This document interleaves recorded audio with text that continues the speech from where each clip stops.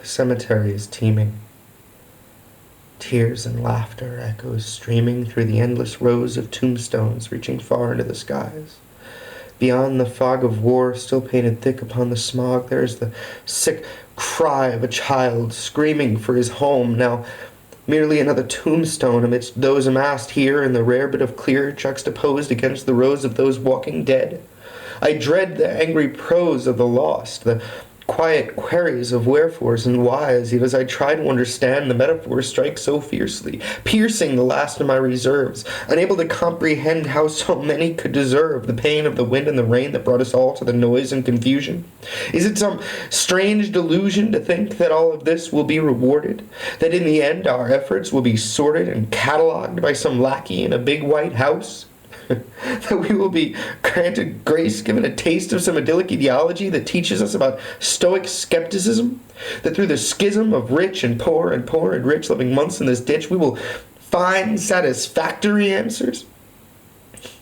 The questions are obvious. How can you be oblivious? Can you not taste the vile air or hear the mangled pace of the despair? Look over there. Another body with no life left to spare, and I'm left to wonder if God even cares, or if this was just a blunder, some upper management miscommunique that allowed this city to be torn asunder and laid one by one under the gun of some cocky richer's son, till what remains of the music and the culture is left to be picked apart by vultures. Can't you see it? Must it be presented so plainly?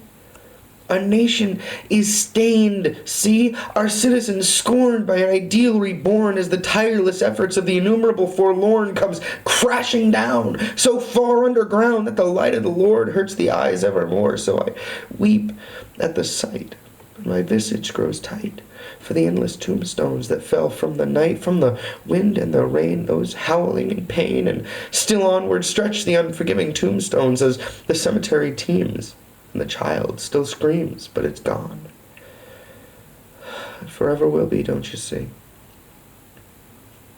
Because in the end, all there was, and ever will be, exists in the tombstones that litter New Orleans.